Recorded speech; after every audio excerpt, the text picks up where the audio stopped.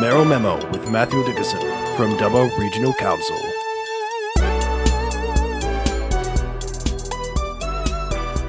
Hello everyone and welcome to this week's edition of the Merrill Memo. Well folks, it looks as though Transport New South Wales is planning some significant changes to the bus runs in Dubbo. Today we're going to find out what's happening. We're also going to have a look into to see if Dubbo City Council or the Regional Dubbo City Council is actually planning on putting in a new tender for the New South Wales Touch Football Tournament. And finally, let's have a look at seeing what's happening down there in Carrington Avenue. Is there a massive new state government building about to be built? Hello there, Matt, how are you? Yeah, really good, thanks. And it's a busy week as always, but when we have our council meetings or our standing committee meetings on, it seems to just ramp up the business level overall. So it feels like I'm chasing my tail a bit this week, but maybe that's a good sign. I'm not sure. I think so. Yes. Nothing wrong with that whatsoever. Yeah, that's right. And still getting good feedback on the podcast. I think Wonderful. People appreciate the amount of information we give them. It's a long podcast, but there's a lot that happens each week. Oh, each week. It never ceases to amaze me, the sort of stuff that goes on. I really appreciate the hour that you give me of your time, but the ability to explore things and explain things in greater detail. I do lots of radio interviews, but typically you've only got that short amount of time because they're trying to fit in maybe an 8-minute segment, cover a few topics if they can, but you can't really delve in the same way that we delve in. So I really enjoy the fact of being able to explain things in great detail. I enjoy the questioning that you have and the insight that you add because you're looking at it from an outsider's point of view saying, well, if I'm thinking this, then maybe the rest of the public's thinking this as well. Yes. So a good avenue to really get that information out there. Oh, that's terrific. Now, speaking of which, let's jump into it. So during the week, you had a chance to catch up with the Vice-Chancellor over there at the CSU, the Charles Sturt University, because, of course, there was the awarding of the Tony McGrane Scholarship. Now, of course, Tony McGrane, he was an ex-mayor of Dubbo and an ex-state parliamentarian, and so was a very, very important man in town. He did some wonderful things here in town. And I noticed the fact that CSU offer a scholarship every year in regards to Tony. So first couple of things in regards to it. Who was the recipient this year and what did they actually get the award for? And I suppose the next question is how much do they get? So it actually isn't given technically by Charles Sturt University because after Tony died, and Tony was a very instrumental part of Charles Sturt University being in Dubbo. Now, obviously, you don't get a university in Dubbo just because one person says, oh, let's put a university there. A whole range of people were involved, but there's no doubt about it that Tony was pushing very hard and advocating wherever he could to get Charles Sturt University here. In recognition of that, then you find that people do like to do something in terms of recognising Tony's contribution. So there's a group of people that actually started a Tony McGrane dinner, and it was a fundraising dinner specifically for a scholarship in Tony's name. So the money that's given to the recipient is generated by a dinner typically, and I remember going along, it's every second year typically they hold the dinner, so I remember going along to the dinner last year. Wes Mars was the guest speaker, so they typically had a guest speaker come along, obviously normal fundraising, you pay some money for a ticket, which adds to the profitability of the night, and there might be a bit of an auction or various events. So they do it differently each time, but that's the way it goes through in that program. So that's a great way for them to not only raise money and give it to a student, but also to remember Tony McGrane and remember his contribution. Now, of course, Tony McGrane Place is I was going to say street, but it's technically a place where you've got Charles Sturt University and the senior campus and Macquarie Homestay. So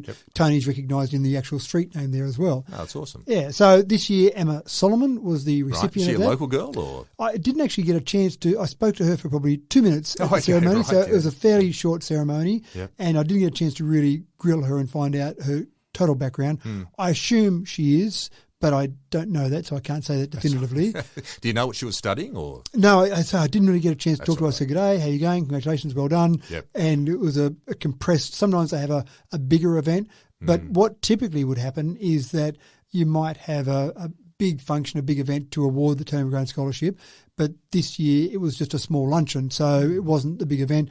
And it's interesting because when I first got onto council, there was also an award called the Dubbo City Councillors scholarship. Right. And when I got onto council, I was told by some of the existing councillors, this is going back to 2004, that we all contributed a little bit of our massive wage that we got as a councillor. Oh, well, there you go. Yeah, what, 25 cents a week or something? Sure. Well, I can't remember how much it was. I have a feeling it was a couple $100 a year. Oh, okay. That So we it's a all reasonable contributed figure. Yeah. to the scholarship, so that basically across, it started with 12 councillors, there was a scholarship of a couple of $1,000s that was given to someone in the name of Dubbo City Councillors. Right. When the amalgamation occurred, I don't know if there were any discussions after that, but that fell by the wayside. But then Dubbo Regional Council, not councillors, contributed to a scholarship. And this year, ironically, at the award ceremony, it was in Wagga that the Dubbo Regional Council scholarship was actually given to someone down there. So there I didn't get to give the Dubbo Yeah. Regional Council scholarship winner their scholarship. But certainly this one here was done in Dubbo, so that was good.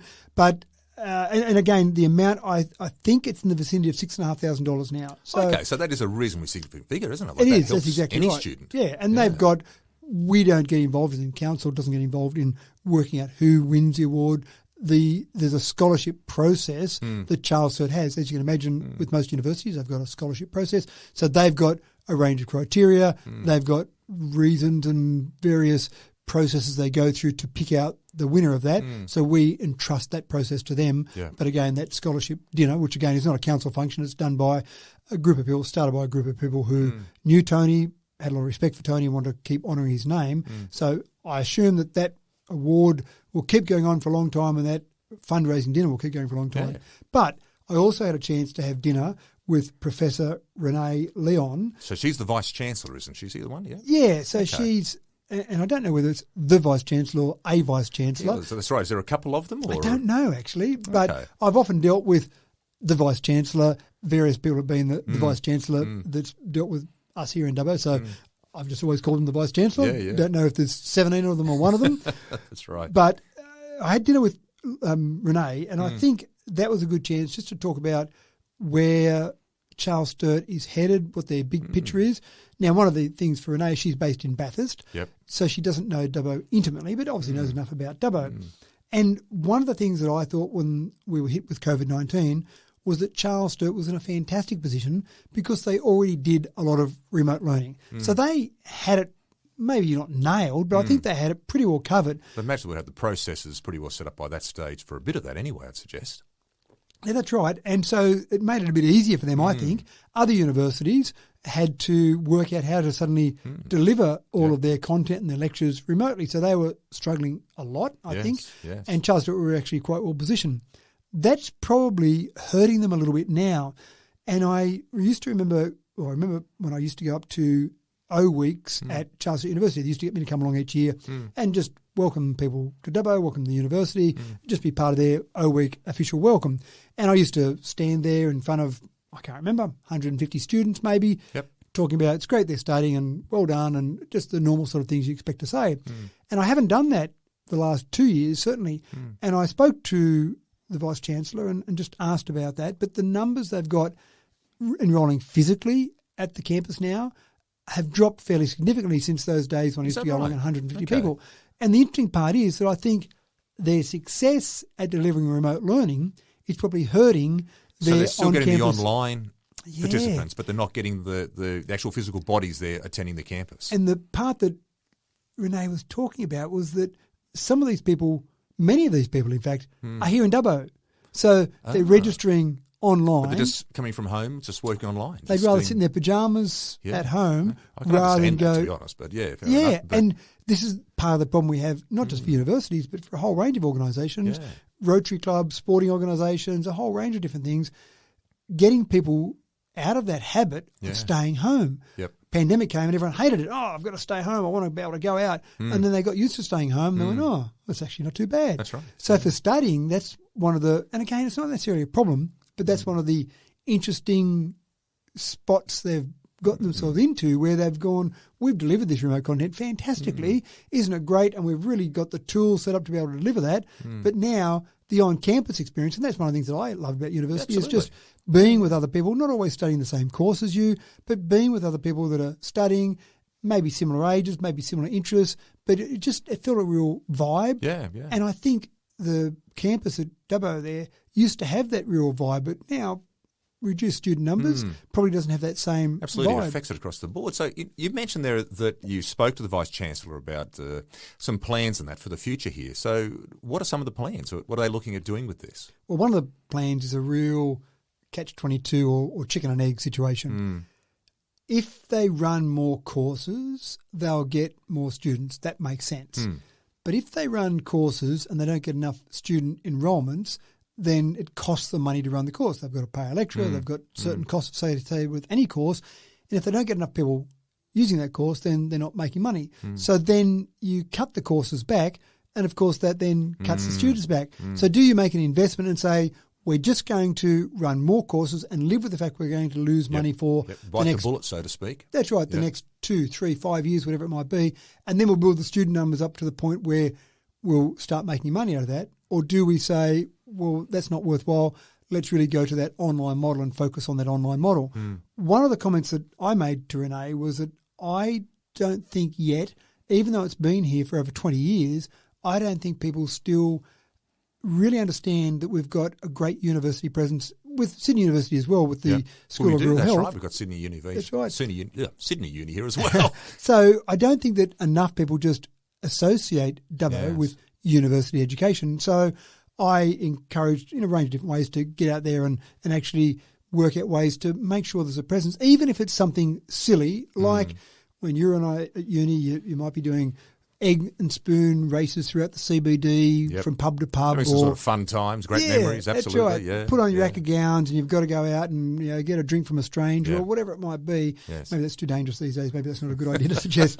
But something where you almost need people in Dubbo going, oh, those university students, they're such a problem, but secretly going, oh, looks like they're having some fun. Yes, that's right. So it just makes it more obvious there are these university activities around the community because where they're situated, both Sydney Uni and Charles Sturt University, they're situated out on the edge of town. Yes, you wouldn't say they're prominent sort of positions as you're driving past them. No, that's right. So just getting that presence. And again, I think the student body for Charles Sturt, the sweet spot, if you like, is probably some of the locations west of Dubbo, Burks and Walgetts and Brewarrenas and Cobars. Their students are more likely to come to Dubbo than possibly going to Sydney. Yep. Dubbo students probably are going to say, look, I've lived in Dubbo, it's a great place to live. I want to explore the world a bit more. I might go to Newcastle or Wollongong or maybe even Sydney. So they might want to go down and explore somewhere a bit bigger. But for someone in the Walgett, the Burke and the Bree, some of those students are quite happy to come to Dubbo and it suits them easier. They can get home a bit easier and it's a step up into a bigger city. So I think that's their sweet spot there. Yeah. Working out how they deliver on all that is a real challenge, but incredibly important for Dubbo. Absolutely. And just to finish off, I can give you a classic example of why the university is so important here for us in town. When they used to have the primary school teaching up and running and it was they were getting good numbers there, we had lots of casual teachers here because quite often they were the mature age students who were turning around and taking on a teaching degree later on in life. And of course they were established here in Dubbo, so therefore they were staying here in town, picking up the casual jobs and then moving into full-time placement here. Unfortunately, once they closed off the primary school teaching aspect there of the city up there at the Charles Sturt University, the numbers of casuals already started to drop off pretty quickly straight after that. So it is so important that we get these guys back up and really pushing through the way that we're hoping they can. Yeah, that's right. And I think that's part of the whole process, just talking about it, being aware of it. And you're spot on with the age of the students. I remember the very first O-Week talk that I was going to deliver. The head of school at the time, I think, might have been Bev Moriarty, and she said, can you come and talk to the students? And I went, yeah, sure thing. And I kind of was imagining or remembering back to my O-Week and just imagining the talk that I might give about these students, about getting out there and having fun. And I'm imagining I'm talking to 150 18-year-olds. And so I'm going through that in my mind. And then I'm sitting on the front or in front of all the students there waiting for the ceremony to start. And Bev was beside me. And I said to Bev, I'm looking out at the student body here, Bev, but all the parents are there. Lots of the mums are out there.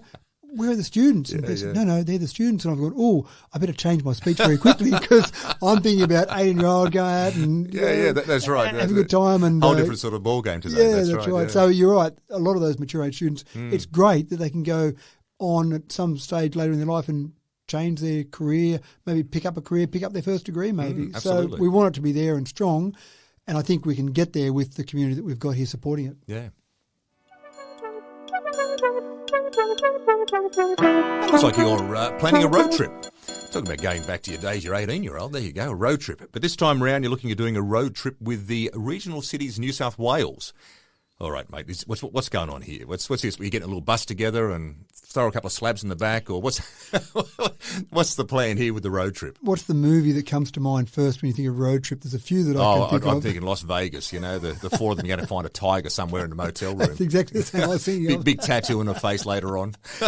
So this could get dangerous. Regional cities New South Wales. We've mentioned it before. There's 15 cities in regional cities New South Wales, and we typically meet at Parliament House for a couple of reasons. One, it's convenient for all of those cities across the state to get to Sydney. Right. Sydney's pretty central to all of them, and there's typically flights from most of those cities to get down there. Maybe not so much, say, from Bathurst, but the Bathurst Mayor and GM typically drive down. Yep. There's not a lot of value in them flying from Bathurst, for example, to Sydney, but it's pretty easy for everyone to get to there.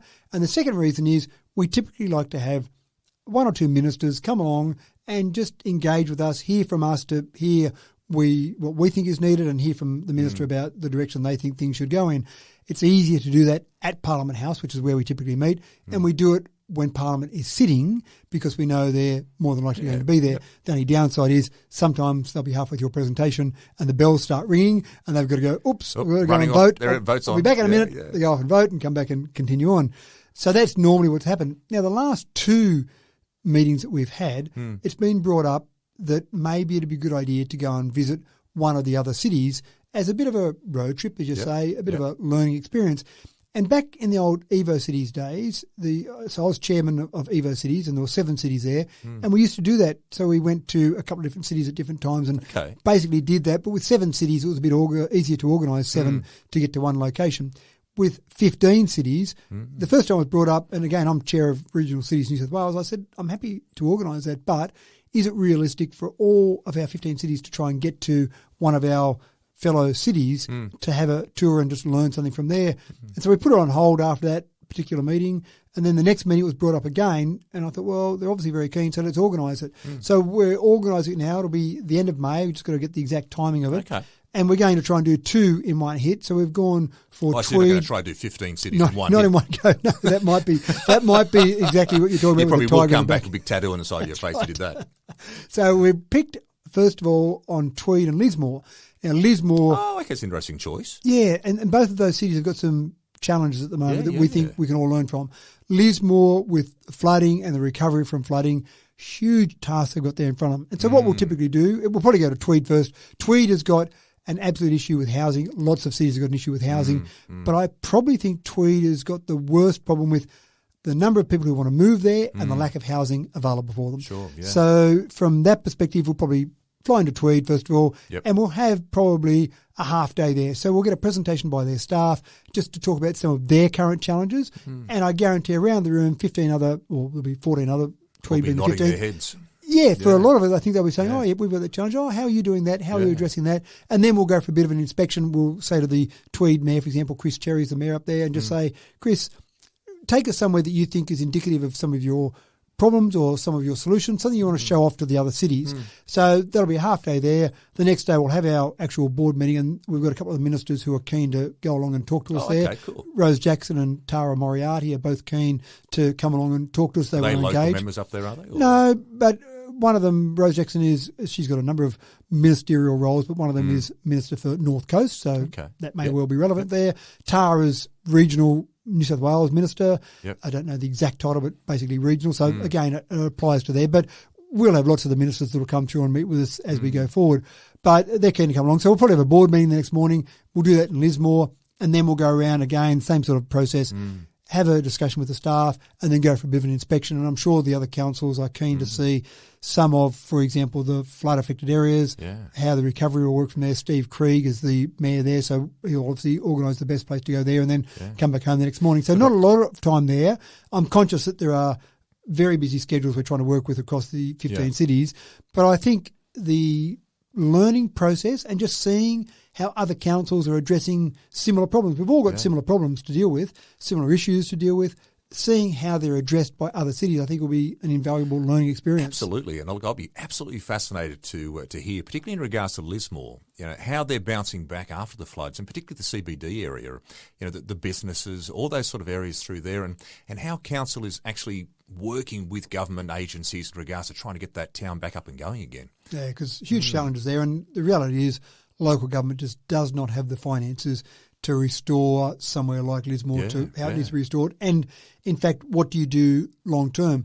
There's no good rebuilding it the same as it was because there'll be another flood, I guarantee. That's right. And then you're in the same situation. So what do? Do you move the whole city? Do you build a levee bank around? What do you do? Yeah. And these are some of the questions that I'm sure we'll have and some of the answers that they may have, some of the answers, but maybe not all the answers yet. Now, last week's podcast, Matt, we talked about future planning and in regards to the South Dubbo Bridge and how that's now back on the agenda. Well, it looks as though there's been a bit more future planning from the point of view of some discussions happening in regards to water. Now, this is obviously going to be an ongoing point of discussion, I suggest, out here in the country, and we seem to be sort of rolling between floods and droughts, and so obviously maintaining a constant water supply for us out here is so important. So it appears as though there's been a little bit of planning in regards to the John Gilbert water treatment plant. So what's happening here? Because right now, I'm assuming here too, we've got Wellington, Geary, Dubbo and the regional areas. How does the water operation, I suppose, work here? And what's maybe some of the plans and thoughts in moving forward from here? So you have got the John Gilbert water treatment plant. That provides water, treats water for Dubbo, as in the Dubbo city area. We also then pump water out to Umundry and out to Wongarbin. Geary's got their own very small water treatment plant, and Wellington's got their own one. Both of those. So the three separate operations basically running right now. Correct, and those two, the Geary and the Wellington ones, are legacy ones. And when I've been on council when we delivered water to both Wongarbin and Umundry, and for both of those, we looked at the best way to deliver water to those two communities. And we looked at things like a small water treatment plant, even a small desal plant in both of those locations. Oh, okay, right. And in the end, the best way to deliver, and it was pretty close in terms of the way to do it, the best way to deliver it was to keep treating the water at Dubbo and then via a pipeline get the water out to those two locations. Right. So there's a couple of things we're doing here. It's generally called an optimisation study. We've got the John Gilbert water treatment plant. From memory, we did a major upgrade of that back in about 2006. Okay. So it's getting up close to 20 years of age. What's the normal length of time that you'd probably think that a water treatment plant would run for until it needs to be upgraded again? Major infrastructure like that, you'd probably say at 30 years, you'd be wanting to do some major refurb, maybe major replacements, doing some pretty serious maintenance work on there. So it makes sense then. 10 years out is probably the time to start to plan again. Correct. And so there's two things we might look at. We might say, what's the best way to get the John Gilbert water treatment plant up to a standard that we want it to do? Keep in mind that we've got a growing population. We're growing at almost 1% a year, so that's fantastic. Yep. And we've also got a changing environment, and we've seen that over some of the floods we had at the end of last year. We'll have droughts, we'll have floods, we'll continue to have that. They'll be more extreme. We know that with our changing climate.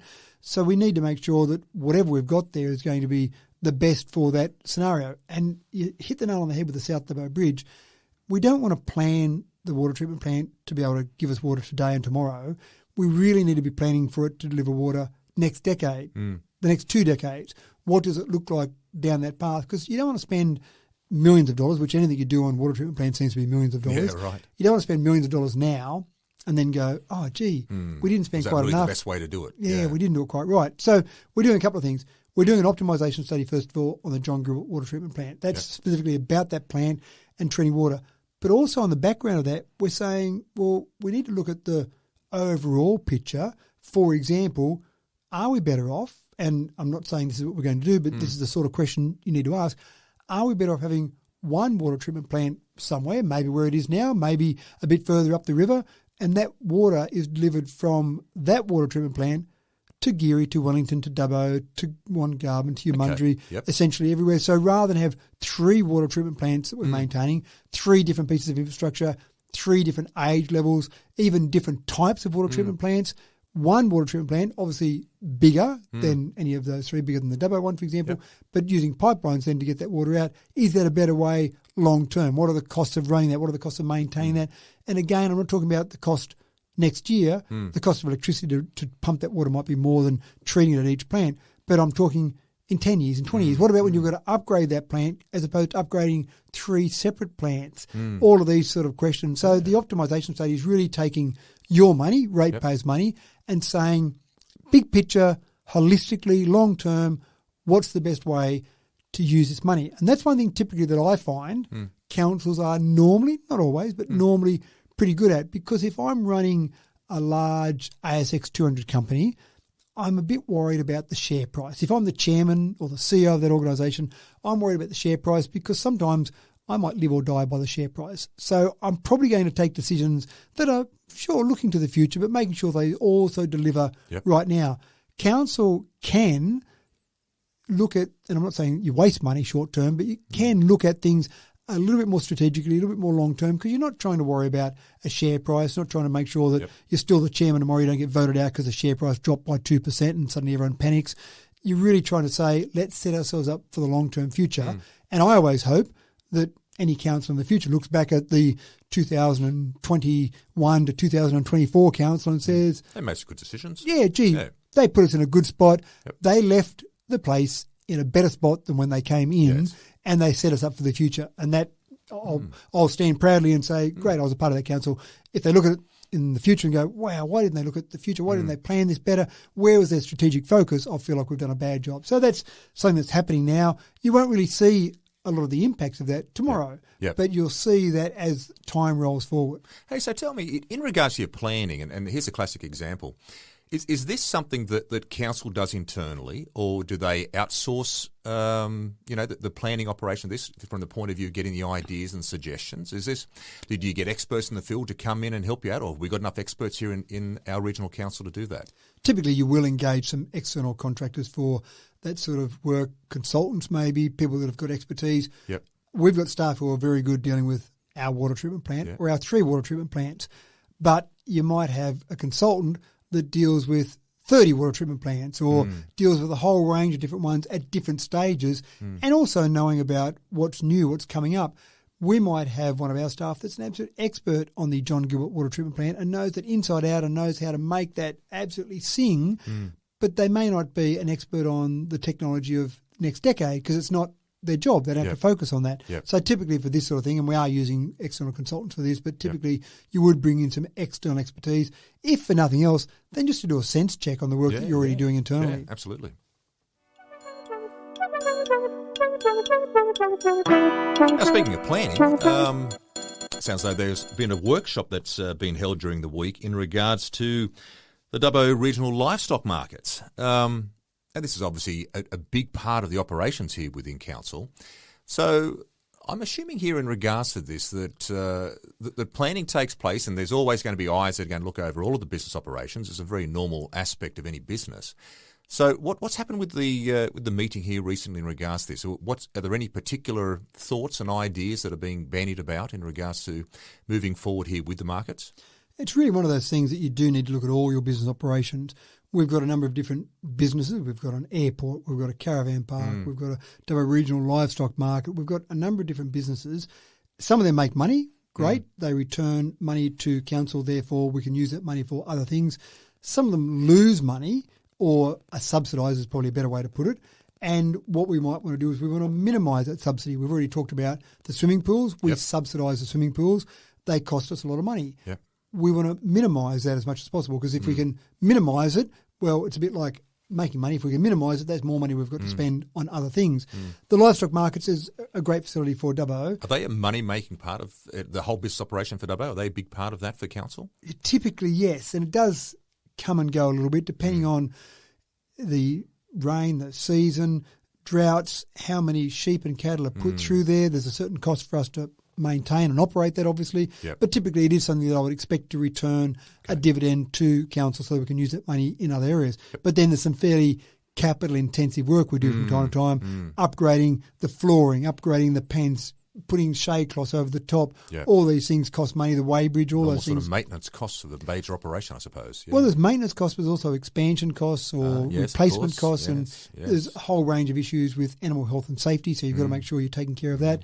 So what we're doing with that one, we've been doing a few workshops just looking at the business model there. It's a complicated business model because Council, the community, owns the sale yards. We own the land. We own the physical infrastructure there.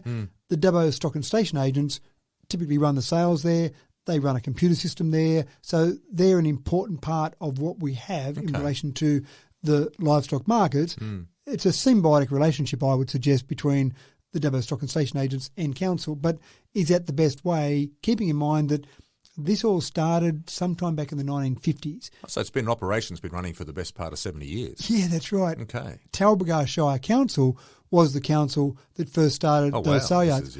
I don't know what the model looked like all those years ago, but it's changed and developed and grown and bounced around over the years. Then there was an amalgamation in 1980 when Dubbo City Council and Talbragar Shire Council amalgamated. And again, I'm probably sure that changed a little bit further then, and then obviously another amalgamation in 2016, and here we are today. So it's one of those things, it's just important to look at those operations. Are we doing everything in the best possible way? Because, as I said before, from my perspective, it's not my sale yards, it's your sale yards, it's the community sale yards. And what's the best thing that I can do as the current custodian to make sure those sale yards are delivering for the overall community? Now, when sales go through there, they do inject money into our economy. When people come in, and you have farmers come in, you have buyers come in, you have carriers come in. We estimate, there was a report years ago I remember seeing that estimated maybe somewhere in the vicinity of $60 million that injects into our economy by having the sale yards there. So it's incredibly important. It doesn't put $60 million on the bottom line of council, obviously. Right. That'd be nice. It'd be nice if it did, that's right. But it is important for the overall economy. But what's the best way to run it? What's the best way going forward? Again, because we've had so many changes. There have been changes in the Local Government Act. There's been changes in competition law. There's been changes in animal welfare and safety. So chain of responsibility. So there's all these regulatory changes that we've got to make sure we're on top of. And I think it's probably fair to say that maybe it hasn't been looked at close enough with various changes that have occurred over the years, and there were some more guidelines that came out from the Office of Local Government even as recently as last year. So we're looking at that and seeing what's the best way to run it. So is this all part of then what you refer to then as the workshop? Is this where you get all the stakeholders together? Do you get council? Do you get stock and station agents? They all come in and sort of offer their thoughts in regards to how this is going to move forward? This particular workshop we didn't. This was really councillors just working out what we've got there now and where we can go forward. We've also got one of our consultative committees is the Livestock, Dubbo Regional Livestock Markets Committee, Consultative Committee. And so in that we do have all the stakeholders around and we have regular discussions there as well. But it's probably fair to say that councils have got to first of all work out what is the best business model with a community focus on and then go and have further discussions with all the other stakeholders to make sure we deliver for everyone, and that's the real challenge here. We don't want to do something that just delivers for one particular stakeholder and ignores everyone else. First and foremost, the owners of that sale yards, that's the community. So we've got to make sure the community's looked after, but also we want to make sure that all these other stakeholders are looked after as well. So it's a challenging one, but this is part of the process we really want to make sure. And this group of councillors, I think, are very focused and dedicated on making sure we get lots of things right, make sure we get things set up in the way that's going to be great for the long-term future of the organisation. And we're still going through the amalgamation process, not that the sale yards have been necessarily amalgamated, but lots of things were focused on the amalgamation and then other things maybe got pushed to the side a bit while the amalgamation focus was on bringing two councils together. So you've got to make sure... this time later, it's still sort of raising its head, so to speak. The estimation is when you have an amalgamation, the estimation has always been 10 years later, you'll finally get it running smoothly. So it takes a fair bit of time. You've got two big organisations here and two communities that are really trying to get it all together. So it's an interesting process, but we'll get there and we'll keep communicating with our stakeholders. We'll keep communicating, you and I will keep talking about it. A fair few changes, I think, will happen over time. How big they'll be, I'm not sure, but we'll refine that model to get it in the best way it can operate. Okay. Transport New South Wales. Now, these are the guys, of course, that run the bus lines around here from the commercial point of view, the pickups around town. Not so much the private operation. This is the commercial groups that if you want to catch a bus from South Dubbo into the city, well, these are the guys that do this. This is the group that organise and runs it. Now, it looks as though they're bringing in some significant changes, Matt, in regards to how these routes are going to operate, how many routes are going to operate, and appears as though where the bus stops are going to operate. Now, correct me if I'm wrong, does it look as though, I suppose from what their plans are, that they're going to be putting in more bus stops into residential areas that have not had bus stops in front of them in the past. Correct. Okay. So is this going to be a potential problem? Correct. Okay. So it feels like it's playing that, who am I sort of thing, putting a little thing on top of my head here. One word answer only. That's right, one word answer only. Now, it sounds great.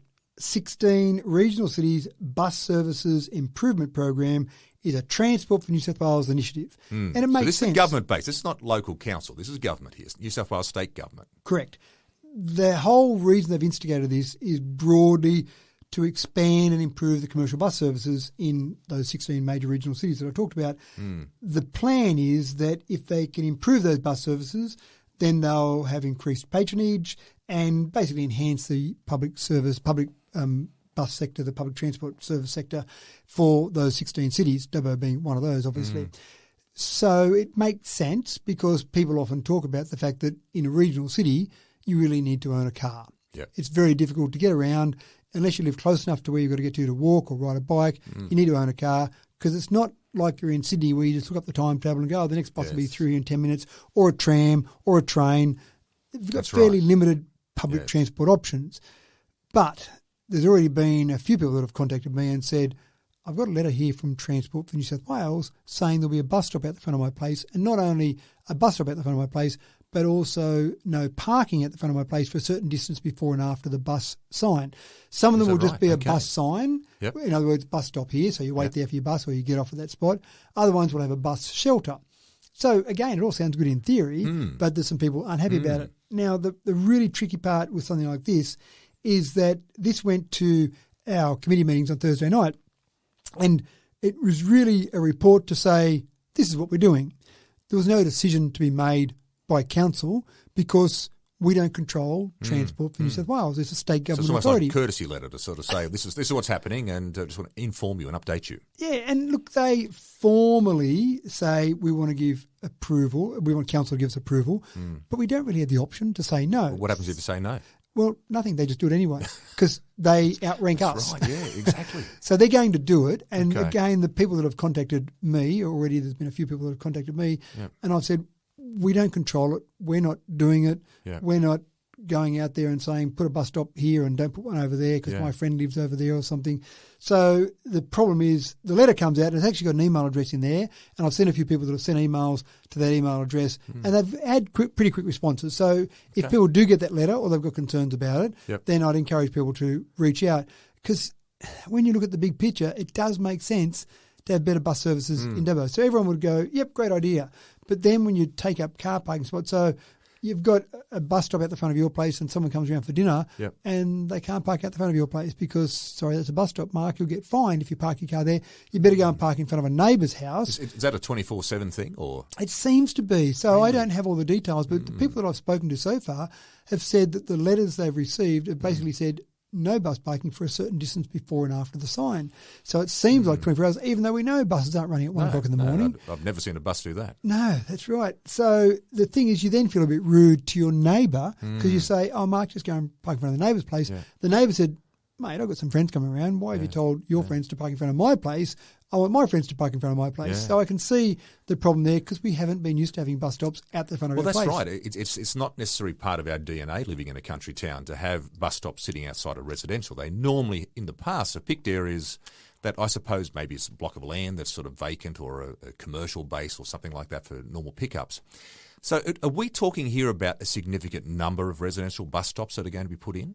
There's certainly a number, and I don't have the exact number off the top of my head, but there's certainly, I'd say at a guess, maybe 20, maybe 30 even around, because if you're going to have efficient bus services, then you need to have a fair few. There's no point having one bus stop, the bus stop's at one spot and that's it. You want people to be within a close enough vicinity of each bus stop to be able to do it. And again, I apologise for not knowing that exact number, but because it's not a council function, I haven't spent a lot of attention on it because I've got enough to deal with knowing what's happening with council. I don't have to know what's happening at state government level for every department as well. No, that's right, absolutely. But there's certainly a number, and again, people know about it because they've received letters to say, by the way, you're going to have a bus stop at the front of your place. So obviously the advice is here is the fact that if you are concerned by this, then you need to contact this government agency in regards to the email that would have been sent there through the letter that you've got to contact them and voice your objection. Yeah, that's exactly right. And it does have an email address there. So I would suggest go out and reach out to them. And I just very quickly looked it up here. I think there's probably 72 bus stops there. 72? Yeah. Now, Okay. some of those might be in the CBD. Yeah, so some of there's them, probably some existing ones that might already be there. there might be some existing ones. They might be adding some in the CBD area, for example. So they're not all residential, but there's a fair number. So again, that makes sense because you've got a fairly big area to cover and extra bus routes to go through. So keep an eye on that. I don't know what Transport for New South Wales will do about it when you contact them because they're committed to improving bus services. Yeah, So it's a tricky one. Anyway, keep an eye on that one. Absolutely. And I see here the fact that after the great success, and it was a great success, the New South Wales touch football gala weekend we had in Dubbo here, only going back a few months ago. And I know we talked about this, that the Dubbo City Council was, the Regional City Council, he was going to actually put in a tender for to see if we can get them back again. So it looks as though, from what I can gather, that the tender's been put in, or is the process about to be put in? Where are we up to in regards to this? Yeah, so we've put that tender in. Oh, great. And you're spot on. It was back at the end of February, 24th to 26th of February from memory for this Good year. memory, well done. And if it's right. But we got that because Port Macquarie had the previous 3-year tender. They'd won that. We'd put in for it previously and we didn't get it. But because they had so much wet weather for the first 2 years, the participants really said, you've got to move from Port Macquarie. So we were lucky enough. When I say lucky enough, we put a good bid in for it to just get it as a one-off for 1 year. Now, we put that in and we said in that we're not going to pay a single cent to New South Wales Touch. Yep. The local Dubbo Touch Association did. They contributed $10,000 of cash. What we did say to the Touch Association was we'd make sure everything was spot on for you. We'll make it as easy as possible for you to run the event, but we don't want to hand over cash because we just don't have the budget to hand over big chunks of cash to everyone that comes and knocks on our door. Yeah. And obviously they were happy with that. They ran it here. We had fantastic participation. Yeah. The feedback was unbelievable. And really the feedback from many people was great, can hardly wait to see it back next year. Hopefully you'll get it for the next 3 years, et cetera, et cetera. Now, unfortunately, you've got not those people there on the ground on the day making the decision. They would have been those people. Exactly right. Yes, it would have been guaranteed. So it still goes now because the end of that first 3-year contract was this year and they're always going to go out to the next tender for the next 3 years. And Port Macquarie have said definitively we're going to put in a bid for it again, even though we had some bad luck with weather. We still think we've got something attractive to offer, and they probably do. But we've put in another tender for it. Again, we've gone with that same concept of not going over and handing over a big chunk of cash. I don't think that's sustainable from our perspective, from a budget perspective. It injected millions of dollars into our economy, which is fantastic, but not a lot of that money came back to us. They used our fields, they used our facilities, which is great, but not a lot of money came back to council, if any of that money came back to council. But it was good for the overall economy, good for the overall community. Absolutely. So we've put some costings around it because one of the things that you need to look at to be fair and transparent with the community is, yes, we didn't hand over $1 to an external organisation in cash, but it still costs money to get it all set up and running. And that is normally staff time with preparing fields, line marking, a whole range of things that our staff do. Now, with that, or keeping that in mind, the staff are employed anyway. We didn't employ extra staff to do all that work. Maybe someone got some overtime for some of the extra work they might have done, but they would have been shifting employed. Shifting roles for that week sort of thing, maybe. Maybe, that's right. So maybe we didn't mow the Tracker Riley that week because we're busy mowing the sporting fields, for example. So there is still a cost to it. And to try and make it transparent, we've apportioned that cost. So again, this was discussed on Thursday night. Okay. $85,000 is what we estimate the cost if you broke it down for those costs of those staff wages, for example. And there are a few higher costs. We hired some little mini grandstands and that type of thing as well. But the reality is it's a very cheap exercise in external money as opposed to that paying our staff. Because we would have paid the staff anyway. Our staff would have turned up for that week of work, whether they were doing line marking on those sporting fields or they were out taking care of some weeds along Tracker Riley. So they were still there. So I don't think it's a direct cost of $85,000. But again, we've done that just to make sure the community knows, yes, there is a cost in wages, etc., and $85,000. So we put that in, keep our fingers crossed. And it's do we know when we should hear anything about that, or is there a time frame on their decision making? They normally don't take too long, so I don't expect it to be that far away. A month at most, I would suggest, before they make that decision. And one of the reasons they do that is because people have got to do a lot of planning to get there. It'll be a similar time frame next year if it's on, so they need a lot of planning to basically arrange to get there. But I guarantee what happened this time, The second it was announced as Dubbo, then an hour later you couldn't find a motel room. Yeah. So when they make that announcement, people are poised by the phone to start picking up the phone and Might be booking worthwhile, motels. folks, to preempt the outcome possibly. Get in early. Maybe. So that'll be great if we get it again. And one of the things that we do well, I think, is have those sporting events in Dubbo, those sporting carnivals, which injects a lot of money into our economy. Now, speaking of sporting carnivals, I guess it's probably a bit more of a sedate form of sport than touch football, but lawn bowls. Now, the Bowls New South Wales, they're looking at running the state championships here in Dubbo, which is very exciting news for everyone involved in lawn bowls, and even for that point of view of the community, because this would be a massive event, I'd suggest. Now, they're looking, though, in regards to it, to have it here. They've actually asked council for $25,000 as part of the injection, I suppose, to get this up and running here. What's council's general response to this situation when you have a group coming in that wants to run an operation, like you saw that there with the touch football, and they obviously wanted money for that, but council sort of turned around and said something else, we'll give you services. How does it work in regards to something like this where I'm assuming it's probably going to be run through some of our great lawn bowl facilities around town? I'm assuming they're probably not going to need council people to come in there and mow their lawns. So how does council go about making a decision in regards to whether or not they give these guys $25,000? And it's a really tough one. The decision, ultimately, this is above the level that the policy for council allows staff to go and make a decision around funding an event such as this. So it does come to council. So again, this was discussed on Thursday night at the standing committee meetings. Yep. No final decision comes out of that. Of course, it's all about the council meeting in 2 weeks' time. But it's an interesting one. In something like this, it would be an absolutely fantastic event for Dubbo. They typically hold these in metropolitan areas. They've made a decision where they want to take them to regional areas, and they've actually picked Dubbo and said we'd like to run it there in 2024, 2026 and 2028. Presumably the in-between years we run in metro areas still, so they'd go back and forth, they'd alternate between the two. So they're looking for $25,000 each time they come here? They're saying that we'll charge you, as a city, a hosting fee. Right. And you're quite right, there's some great bowling greens you've got at places like the West Dubbo Bowling Club and the Macquarie Club, for example. You'd use some of those. There might be some other areas they might use as well. Maybe even go out as far as Narromine, for example, depending how many actual bowling greens they need. So that all sounds interesting.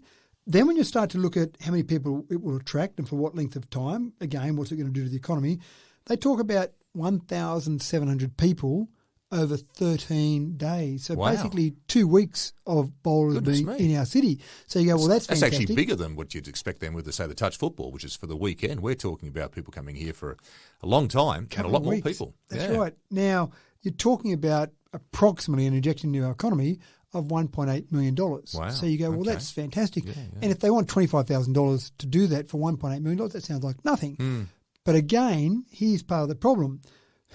We don't get a return on it. Council doesn't get a return on it. The economy does. The hospitality, the motels, various people will get some money out of these people being here. The West Dubbo Bowling Club, for example, will get some money out of it being here. But then we've got an event fund. We've got a budget there for an event fund to try and attract various events. And we've been successful in that in the past. And just to give you a few other examples, Cricket New South Wales Youth Championships, for example, we paid $10,000 to get that hosted, just over $10,000 there, and used a council venue for that. But we estimate that injected about $870,000 into the economy. Fantastic. Little Athletics, they've done a couple of events there. So one, for example, we paid $10,000 for. We got $1.4 million as an injection. So another one, we had $3,000 for Little Athletics Region 3, $428,000. So you're always looking at that ratio, that return on that investment. $25,000, $1.8 million sounds reasonable. No-brainer. That's right. Yep. But again, the problem here is that pretty much blows our budget for event attraction. Right. So anything else that we want to attract, we say, we really think that'd be a good event for Dubbo, but we blew the whole budget on that one event. So what do? Do you then go out to some of the people who will gain benefits from this, the motels, the clubs, the hospitality places, the cafes, and say, we'd like you to sponsor this event for $500 and we'll use that money to pay $25,000 to the statewide organisation. I actually think it's a little bit rude sometimes that these various organisations come and put the hard word on council for this. Again, I'm taking your money, I'm taking your ratepayers' money and I'm paying it to a state-based organisation. is that the best way to use your money? Is that the best thing to do with it? And it's a bit unfair on these organisations to ask for it. Now, if I put the other hat on, if I'm chairman of Bowls New South Wales and I say, well, I've got councils out there who are happy to pay me money to help cover our cost of hosting it, absolutely that's what I want. Putting the cap on the other side or putting the shoe on the other foot, then I want to get as much money from everywhere to reduce the costs for me running it. I might be able to reduce entry fees, for example. I might be able to run this at a profit for our organisation and help grassroots in the sport. So I want as much money as I can from everyone, but on the flip side, as council, I don't want to pay anything to get these events here. I can see that, absolutely. Yeah. Is this, though, part of what council has to do sometimes from time, in the sense that as part of the role of council is to attract events like this? And even though you've got there's certainly a set budget in regards to it, obviously from the point of view of the current upcoming year in the financial budget, there's maybe an opportunity because it's got in before the final budget for this year's been made. Could we maybe make allowances for that? But I take your point in regards to private operations and this sort of thing running this. But is this also part, though, of where the problem lies within council sometimes? How much do we spend to attract these groups in? Who do we give the money to? And, even though councils per se may not necessarily gain financial benefit, the community itself does, though. Well, that's the big point, isn't it? The community gains a benefit. We're taking money that we've got from the community and then using it to give some community benefits. But the argument against that is I've got a 70-year-old pensioner who just manages to scrape enough money each quarter together to pay her rates, and then I come along and take some of her rates money and I pay it to Bowls New South Wales to host an event that will benefit motels, benefit cafes, benefit hospitality places, but probably not a direct benefit to that particular lady. So how do I justify putting all that together and then saying I run into that little old lady down the street and says, Matthew, why are you charging me so much in my rates? And I say, well, I need all that rates money because I've got to give some to Bowls New South Wales. And she hits me over the head with her handbag. I mean, this is the big challenge. I mean, don't forget, $350,000 is what South Sydney charged Dubbo Regional Council to come. Now, as we know, the $150,000 of that was paid by the New South Wales government. And so we did lose money on that event. We didn't lose $350,000. But this is where it's at. For South Sydney, I'm abhorred by the fact that fairly rich NRL clubs charge councils to come to regional areas and take the game to the people. Why don't you just do it as part of the normal process that you would do to keep promoting the game? But on the flip side, again, if I'm in charge of South Sydney, if someone's going to pay me $350 to come out, I'll take the money. Thanks very much. So this is the challenge we have. I don't know what the final decision will be. Again, in 2 weeks' time, we'll make the final decision. It also seems to be the thing, though. This seems to be the way operations seem to be running, though, don't they? Like you've just mentioned we've mentioned three groups here. We've talked about New South Wales Touch, which wanted money per se, and you managed to sort of bounce back with we'll give you operational costs, ways of setting that up from the point of view of getting the fields and those sort of things done for you. We're not going to give you money per se. South Sydney wanted $350,000. The New South Wales Lawn Bowls, they're wanting $10,000. It's almost like this seems to be the way operations are wanting to run these days, aren't they? Put the hand out and say, we need the money. If you want our operations and our tournaments, you've got to pay us the money.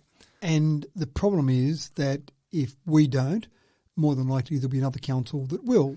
So they go to another council, they get paid their $25,000, and then people in Dubbo say to me, Matthew, why are you letting that other place Council X or City Y, why have they got that tournament? That would have been great for us. We've got some great bowling greens here.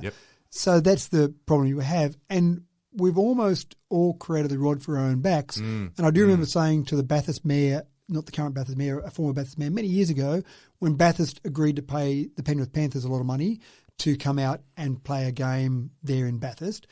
And I do remember saying to him then, I said, that's just made it hard for everyone else because now that they know that they can get paid that kind of money, every club will say, precedent's been set. That's right, you've set the precedent. And so all of these other clubs, sporting groups, organisations, etc., are all doing the same thing. Hey, it's a bit of a bidding war. There's 128 councils out there. So who wants me? Who's prepared to pay? It's almost like a bit of a silent auction that you go out there and say, right, well, we'll do it. Maybe someone needs to set up a public auction for all of these different events and go out there and make it all very public for everyone to see what's going on. And so could we get it for less than $25,000? I don't know. Where is their point? I don't know what their thinking is. Where is their point where they'd say, we still want to take it to Dubbo, even if they give us nothing? Or they came down originally, their initial hosting fee they wanted was $70,000. They've come from $70,000 to $25,000. If we offer them 10. Will they take that, for That's right. example? Yeah, So yeah. these are the problems we've got, and this is the issue we've got. We want these events. We want these various things. They're great for our economy. They're great for just having vibrancy and activity in Dubbo. But, gee, we don't want to pay for them all the time. No, that's right. No easy answer there. Yeah. And again, always, councils have always got their financial hat on saying, it's not my money. It's someone else's money. What's the best way I can use? The accountability all the time, isn't it? That's right. And I don't have a problem with that. And that's why we have these discussions so that the community knows all these decision-making processes. And people have different opinions on it. If you're a follower of bowls, you absolutely would say, yeah, pay the money. That's fine. I don't mind some of my rates money going towards it. Yep. But if you're saying, well, I want you to spend that money on something else, I want you to go out and get an NRL club again. I follow rugby league. So all of these problems we've got to keep dealing with. That's it. Speaking of, again, with money and people requesting money, the River Repair Bus. Now, this is an operation, it's a group that goes around, a lot of them volunteer-based, I'm assuming, who go and help out the river care areas and fixing up weeding areas and planting little trees and shrubs and things like that. They do a terrific little job. Now, they're in request of money again. It's about $45,000. I think $45,000 they're looking for. Again, I suppose the question goes back in regards to the point of discussion. How does council make a decision on something like this? This is a community-based group. They're requesting $45,000 from them. Should this be something that they should be requesting to put into a budget that comes through every year, or can it be done as a decision through council, put forward as an idea, that's a suggestion? Can council make a ruling on this straight away, or what is the process? At the moment, as you know, we've got our draft budget out on display till the 29th of May. Quick plug for that. Go and have a look at that. There it is, absolutely. Put your submissions in there. And so that's usually the general activities that we're undertaking and the expenses of those various activities. But the great thing at the moment is you've got the chance to put submissions in. The River Repair Bus is a little bit different. It's not budgeted for at the moment. They did approach us previously, as in last year, and said, we previously received $45,000 from council to do some work, and they do some things along the river, tree planting, bit of rubbish removal, weed control. So there's various activities they undertake, and I think they generally do a pretty good job with all of that. And so they wanted money to continue to fund those operations. Now, again, we need to look at that and say, do we just give it to them because we gave it to them before? Is that the reason you do something? It's a terrible reason to do something just because we've always done it. So we need to look at that and say, how is the best way to spend $45,000 in getting some of these services delivered? So last year we made the decision to say we're not going to fund you. We're going to see how our internal operations, our internal staff undertake those various operations as part of the work they do. It does seem they do tend to sort of mash over a bit together there. There's a bit of meshing, I'd suggest, of what they're doing and what council do anyway. Is that right? Or a little bit of duplication, I would suggest. And they may do it to a slightly different standard to what council might do it. But certainly I'd suggest there is a bit of a crossover between the two there. And so that's fine. You have contractors to do some work from time to time. And that's the way I'd probably view this. It would be a contract that we'd pay $45,000 to get some work done along the river that then our staff can free up that time to go and do some work somewhere else. So last year we made the decision not to fund them. This year they've come back again. Fair enough. That's well within the rights of any. That's right. Any organisation can come and ask council for money. Just don't get offended if we say no, because we're not going to say yes to everyone. And so at the moment we've got to make that decision. Now, we could make that decision before the budget. We could make that decision as part of that budget. It's gone through our standing committee meetings last Thursday, but again, no decision was made there. It'll be a decision made at the next council meeting, but it could also be a decision made to consider it as part of the budget deliberations. Whether we fund them or not, that'll be, again, a council decision, but it'll be based around, I think, councils will make a decision based around $45,000 I've got in my hand right now. Is the best way to spend that money by having our internal staff do some of these operations, or by paying that to an external contractor? And that's what you've always got to consider the best this can value be for money. put forward as an agenda item through council. Is that right? That's so in any operational group out there can turn around and say, look, I'd like, let's say, $45,000. That can then come forward and be put down as an agenda item. Does it got to go through a workshop first, or is it got to? No, it could come through in a range of different ways. It could just come through a notice of motion. And some people involved with the River Repair Bus have told me that in previous years, in terms of the last council, there was just a notice of motion put forward by an individual councillor, someone that was sympathetic to their cause, and then there'd be a vote at council, it'd be a majority vote, and then, yep, you fund it again. Right. I'm not sure that's the best way to do it. I'd certainly prefer to get some information from our staff rather than make an ad hoc decision on the spot to say, what services are they providing? What services do we provide? Is there duplication? Is this the most efficient? Because again, if I've got $45,000 in my hand, I don't want to spend it in anything other than the most efficient way, because I want to get the best value for money for you, the ratepayer, with that $45,000. So yes, any community group can come forward. They could get a council, they could get a staff member and look at the process there and see how it might be delivering on some services. It might be something that's a part of our strategic long-term operations, for example. But yes, that's possible. But again, it would be unlikely that a bunch of organisations would suddenly come forward and fund all these different organisations because, again, it's got to be strategic. We don't want to do things ad hoc. I think really important part is making sure we do things strategically. Yes.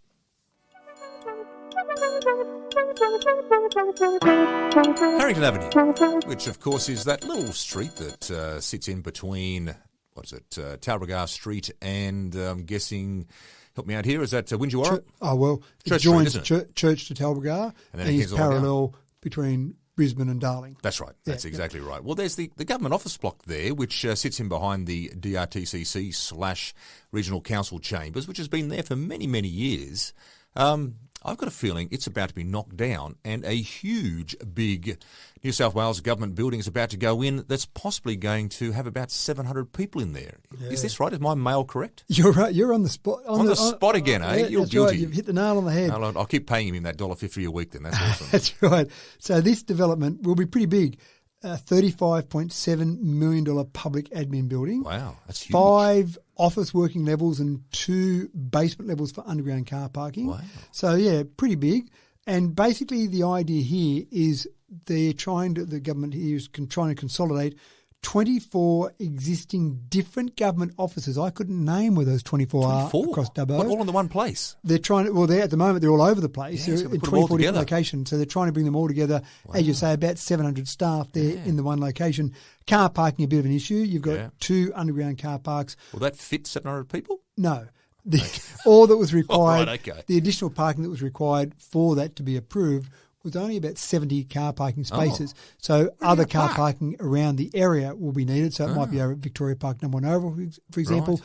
They might even talk to us about contributing, making some sort of development contributions to a multi-storey car park somewhere down in the CBD, maybe down on Bligh Street. They're all to come. But at the moment, we don't approve this. This is above the cut-off level that we would approve. This is $35.7 million. So this doesn't have to go through at our council to make an approval on this? It went to the Western Regional Planning Panel. They're the consent authority on this particular process. And sometimes when it's a government building, it won't go through council, or when it's above a certain level, there's a whole range of different rules that might trigger it going to the Western Regional Planning Panel, for example. So that's where it's gone in this case. So that's now been approved. Okay. At some stage in the near future, I don't see why it would stop. I mean, there's been a change of government, but I assume this is all in train. At some stage in the very near future, you'll see that current building, which is a large building, has been there for a long time, come down, and then a larger one go back up there. What is really interesting from this, I think, is obviously those 24 existing government offices that they've got around the community will then be freed up. So that will give more office space for other organisations to come along. And hopefully that might be a good thing, that other companies, other organisations might say, well, we're looking for some office space and there's some office space in Dubbo. Great, we can go and jump on that and use that. So it's a big development. It probably also shows the confidence. I was going to say, it's a great sign of confidence for Dubbo too when you get this. It is. And it's not, I suppose, a little bit different to business confidence. The government is going to have government employees doing things, but obviously they see Dubbo as an important enough service centre that they think it's valuable to have all those people there in one building all together. So, keep an eye on that. You won't notice, you won't miss it when it actually happens. That's exactly right. We won't need to talk about it. People will know about it when it's happening. It'll happen. And I don't know the time frame yet on that, but it's been approved, and that's the first step. That's excellent to hear. Well, mate, we've got to that time of the show. It's time for your Limerick. So, look, we've been pretty busy again here today. We've covered a lot of different areas. So I am actually very interested to hear, where are we going to go with your Limerick today? Well, it is actually tough because looking across all those different topics, I thought about doing it about Tony McGrane. I thought about a road trip. I thought that might get a bit ugly with the road trip Limerick. So thought about a few lines for you. I can probably throw a few. Thought about some of the things from the standing committee meetings on Thursday night. Talk about giving money out to various groups. So there's so many different topics to choose from, but what I went with was this. In the halls of Charles Sturt, quite grand, studied Emma with her future planned. The McGrane was her feat, a scholarship so neat, her triumph echoed throughout the land. Ah, mate, that's wonderful. Well done, you clever man yet again. Well, folks, of course, that just about wraps us up now for our Merrill Memo for this week. Folks, get out there. I'd say it every week, but this week I think it's going to be an absolute cracker. The weather's going to be those mid-20s. Get out and enjoy it. Until next week, everyone, take care.